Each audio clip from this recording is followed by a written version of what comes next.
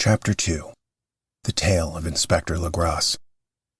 The older matters which had made the sculptor's dream in bas-relief so significant to my uncle formed the subject of the second half of his long manuscript. Once before, it appears, Professor Angel had seen the hellish outlines of the nameless monstrosity, puzzled over the unknown hieroglyphics, and heard the ominous syllables which can be rendered only as Cthulhu. And all this in so stirring and horrible a connection that it is small wonder he pursued young Wilcox with queries and demands for data. This earlier experience had come in 1908, 17 years before, when the American Archaeological Society held its annual meeting in St. Louis.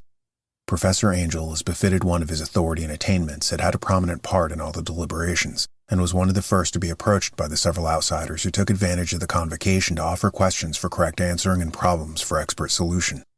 The chief of these outsiders, and in a short time the focus of interest for the entire meeting, was a commonplace-looking middle-aged man who had traveled all the way from New Orleans for certain special information unobtainable from any local source. His name was John Raymond Legras, and he was by profession an inspector of police. With him he bore the subject of his visit, a grotesque, repulsive, and apparently very ancient stone statuette whose origin he was at a loss to determine. It must not be fancied that Inspector Legras had the least interest in archaeology. On the contrary, his wish for enlightenment was prompted by purely professional considerations. The statuette, idol, fetish, or whatever it was, had been captured some months before in the wooded swamps south of New Orleans during a raid on a supposed voodoo meeting. And so singular and hideous were the rites connected with it that the police could not but realize that they had stumbled on a dark cult totally unknown to them and infinitely more diabolical than even the blackest of the African voodoo circles. Of its origin, apart from the erratic and unbelievable tales extorted from the captured members, absolutely nothing was to be discovered. Hence the anxiety of the police for any antiquarian lore which might help them to place the frightful symbol, and through it track down the cult to its fountainhead. Inspector Legras was scarcely prepared for the sensation his offering created. One sight of the thing had been enough to throw the assembled men of science into a state of tense excitement, and they lost no time in crowding around him to gaze at the diminutive figure whose utter strangeness and air of genuine abysmal antiquity hinted so potently at unopened and archaic vistas. No recognized school of sculpture had animated this terrible object, yet centuries and even thousands of years seemed recorded in its dim and greenish surface of unplaceable stone. The figure, which was finally passed slowly from man to man for close and careful study, was between 7 and 8 inches in height, and of exquisitely artistic workmanship.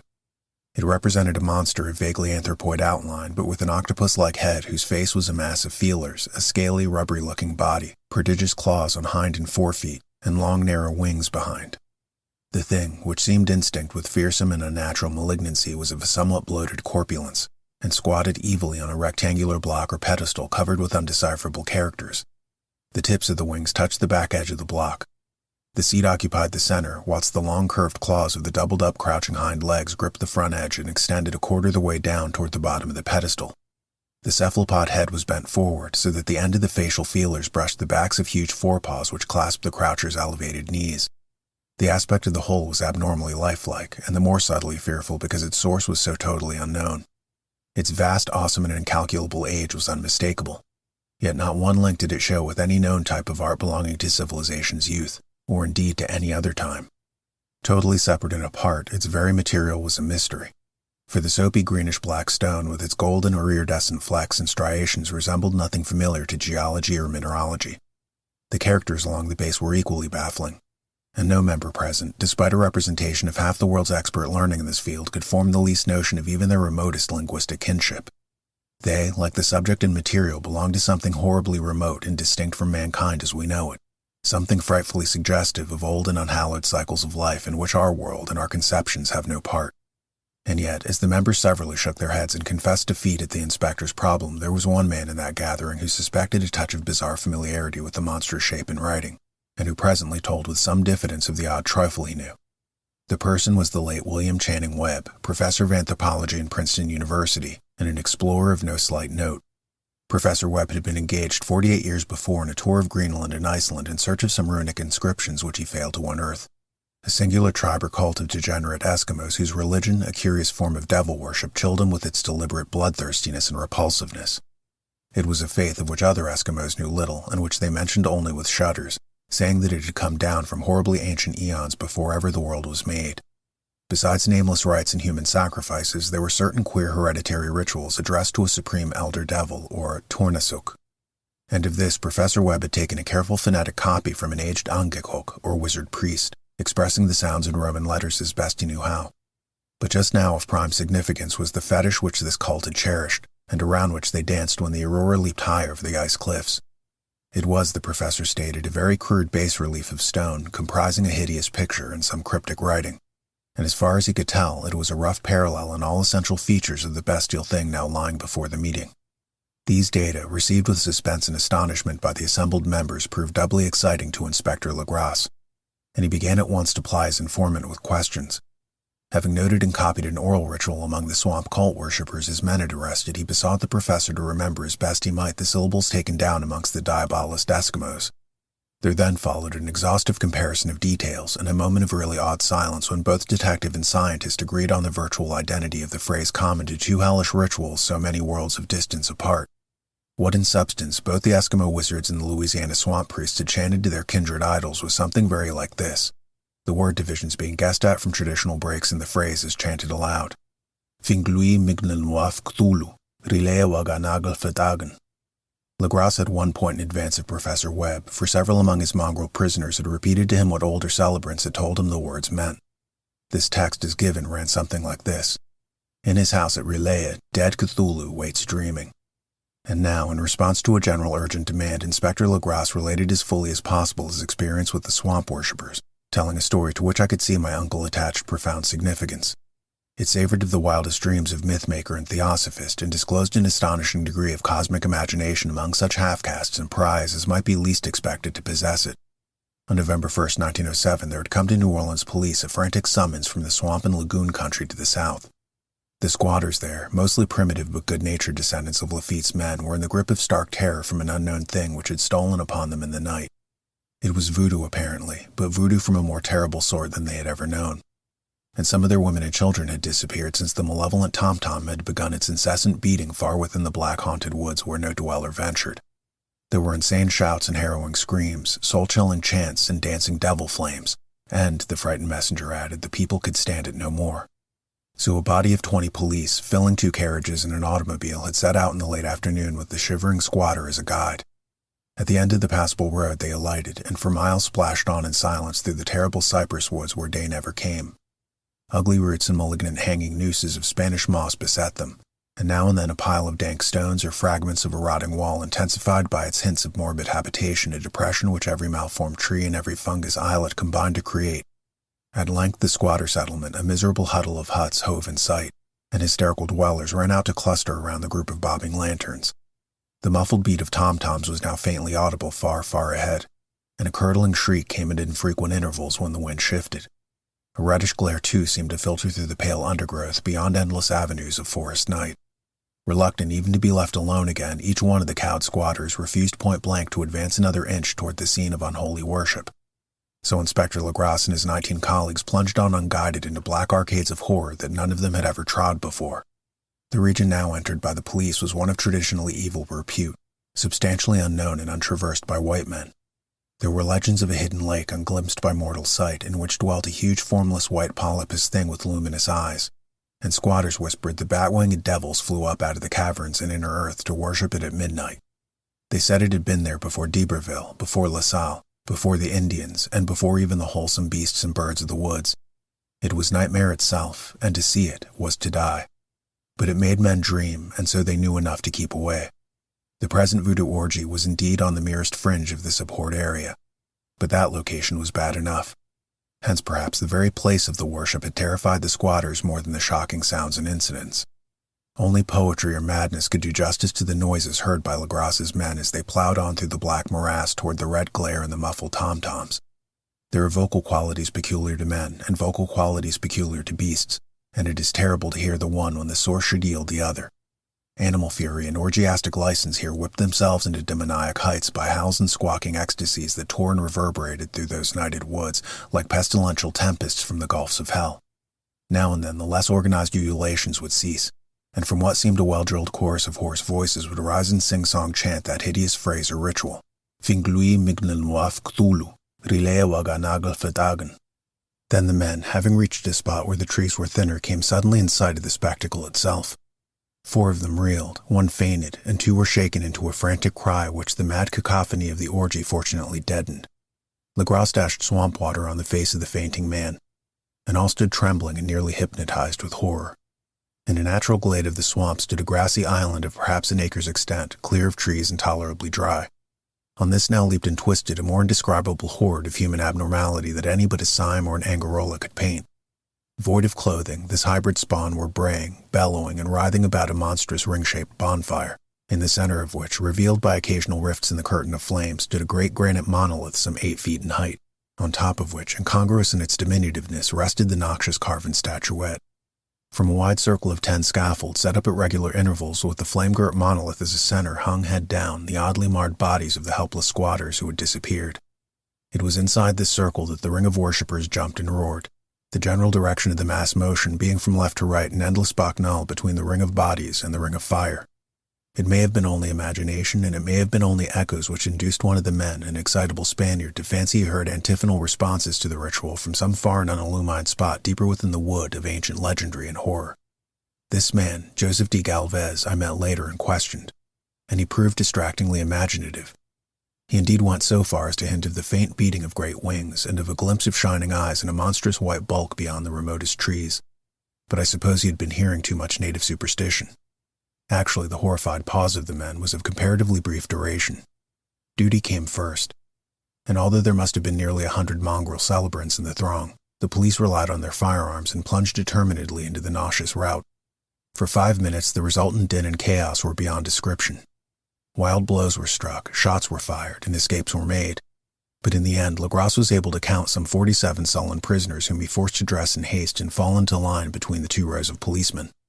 5 of the worshippers lay dead, and 2 severely wounded ones were carried away on improvised stretchers by their fellow prisoners. The image of the monolith, of course, was carefully removed and carried back by Legrasse. Examined at headquarters after a trip of intense strain and weariness, the prisoners all proved to be men of a very low, mixed-blooded and mentally aberrant type. Most were seamen, and a sprinkling of Negroes and mulattoes, largely West Indians or Brava Portuguese from the Cape Verde Islands, gave a coloring of voodooism to the heterogeneous cult. But before many questions were asked, it became manifest that something far deeper and older than Negro fetishism was involved. Degraded and ignorant as they were, the creatures held with surprising consistency to the central idea of their loathsome faith. They worshipped, so they said, the great old ones who lived ages before there were any men, and who came to the young world out of the sky. Those old ones were gone now, inside the earth and under the sea. But their dead bodies had told their secrets and dreams to the first man who formed a cult which had never died. This was that cult, and the prisoners said it had always existed and always would exist, hidden in distant wastes and dark places all over the world until the time when the great priest Cthulhu, from his dark house in the mighty city of R'lyeh under the water, should rise and bring the earth again beneath his sway. Someday he would call, when the stars were ready, and the secret cult would always be waiting to liberate him. Meanwhile, no more must be told. There was a great secret which even torture could not extract. Mankind was not absolutely alone among the conscious things of earth, for shapes came out of the dark to visit the faithful few. But these were not the great old ones. No man has ever seen the old ones. The carven idol was great Cthulhu, but none might say whether or not the others were precisely like him. No one could read the old writing now, but things were told by word of mouth. The chanted ritual was not the secret. That was never spoken aloud, only whispered. The chant meant only this: in his house at R'lyeh, dead Cthulhu waits dreaming. Only 2 of the prisoners were found sane enough to be hanged, and the rest were committed to various institutions. All denied a part in the ritual murders and averred that the killing had been done by the black winged ones which had come to them from their immemorial meeting place in the haunted wood. But of those mysterious allies, no coherent account could ever be gained. What the police did extract came mainly from an immensely aged mestizo named Castro, who claimed to have sailed to strange ports and talked with undying leaders of the cult in the mountains of China. Old Castro remembered bits of hideous legend that paled the speculations of theosophists and made man in the world seem recent and transient indeed. There had been eons when the things ruled on the earth, and they had had great cities. Remains of them, he said, the deathless Chinaman had told him, were still to be found as cyclopean stones on the islands in the Pacific. They all died vast epochs of time before man came. But there were arts which could revive them when the stars had come round again to the right positions in the cycle of eternity. They had indeed come themselves from the stars and brought their images with them. These great ones, Castro continued, were not composed altogether of flesh and blood. They had shape, for did not this star-fashioned image prove it? But that shape was not made of matter. When the stars were right, they could plunge from world to world through the sky. But when the stars were wrong, they could not live. But although they no longer lived, they would never really die. They all lay in stone houses in the great city of R'lyeh, preserved by the spells of mighty Cthulhu for a glorious resurrection when the stars and the earth might once more be ready for them. But at that time, some force from outside must serve to liberate their bodies. The spells that preserved them intact likewise prevented them from making an initial move, and they could only lie awake in the dark and think whilst uncounted millions of years rolled by. They knew all that was occurring in the universe, for their mode of speech was transmitted thought. Even now they talked in their tombs. When after infinities of chaos the first men came, the great old ones spoke to the sensitive among them by molding their dreams, for only thus could their language reach the fleshy minds of mammals. Then, whispered Castro, those first men formed the cults around small idols which the Great One showed them, idols brought in dim airs from dark stars. That cult would never die till the stars came right again, and the secret priests would take great Cthulhu from his tomb to revive his subjects and resume his rule of Earth.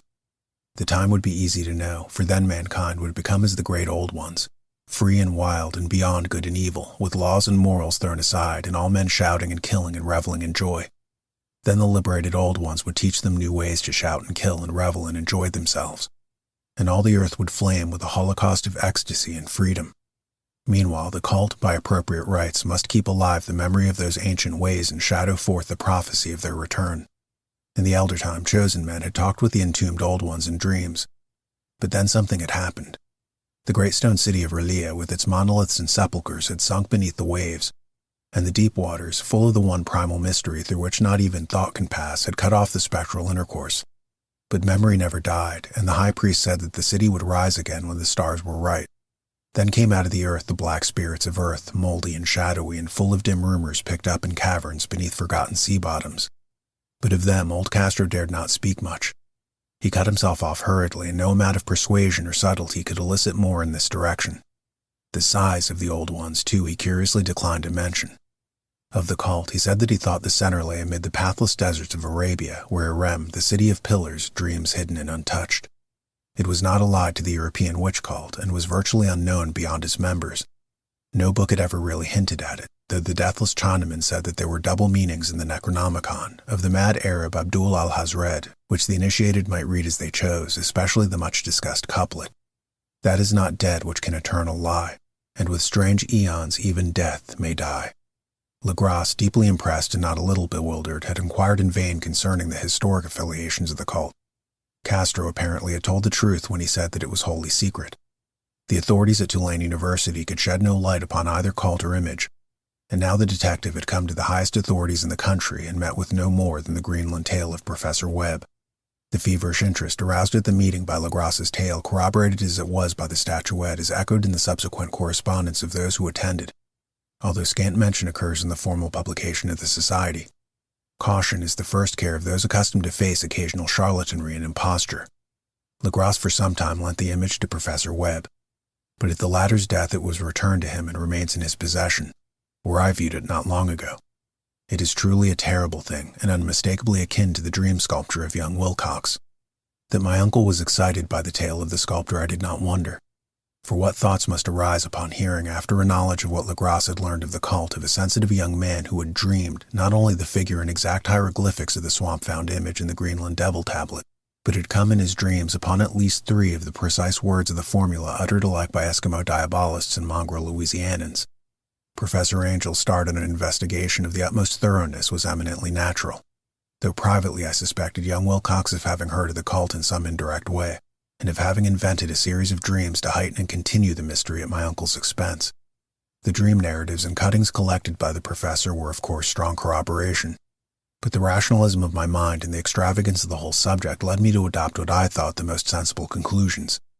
So after thoroughly studying the manuscript again and correlating the theosophical and anthropological notes with the cult narrative of Legrasse, I made a trip to Providence to see the sculptor and give him the rebuke I thought proper for so boldly imposing upon a learned and aged man.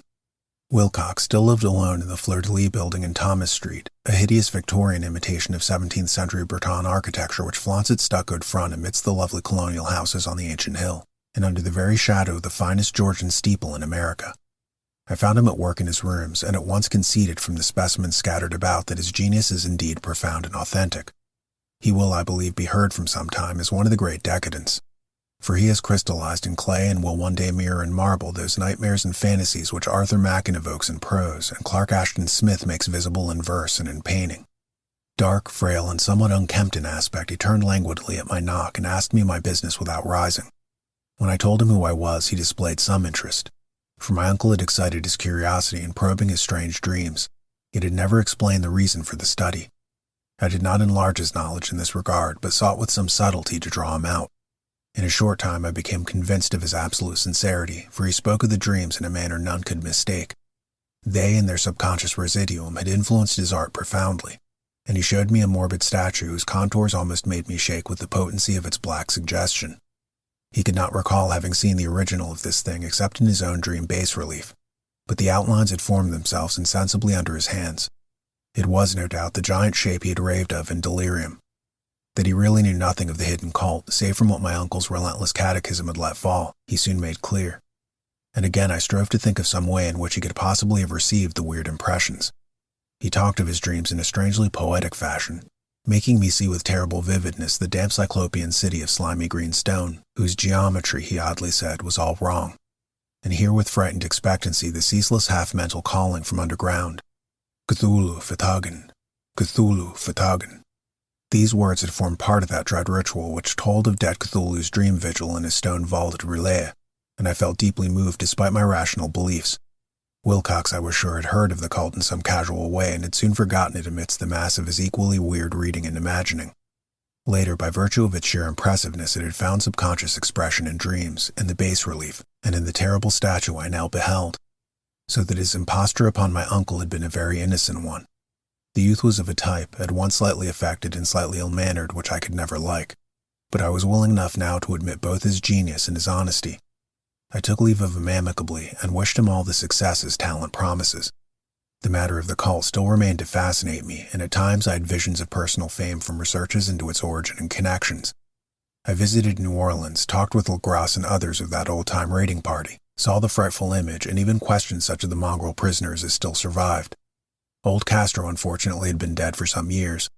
What I now heard so graphically at first hand, though it was really no more than a detailed confirmation of what my uncle had written, excited me afresh, for I felt sure that I was on the track of a very real, very secret, and very ancient religion whose discovery would make me an anthropologist of note. My attitude was still one of absolute materialism, as I wish it still were, and I discounted with almost inexplicable perversity the coincidence of the dream notes and odd cuttings collected by Professor Angel. One thing which I began to suspect, and which I now fear I know, is that my uncle's death was far from natural. He fell on a narrow hill leading up from an ancient waterfront swarming with foreign mongrels after a careless push from a Negro sailor. I did not forget the mixed blood and marine pursuits of the cult members in Louisiana and would not be surprised to learn of secret methods and poison needles as ruthless and as anciently known as the cryptic rites and beliefs. Legras and his men, it is true, have been let alone, but in Norway a certain seaman who saw things is dead. Might not the deeper inquiries of my uncle after encountering the sculptor's data have come to sinister ears? I think Professor Angel died because he knew too much, or because he was likely to learn too much. Whether I shall go as he did remains to be seen, for I have learned much now.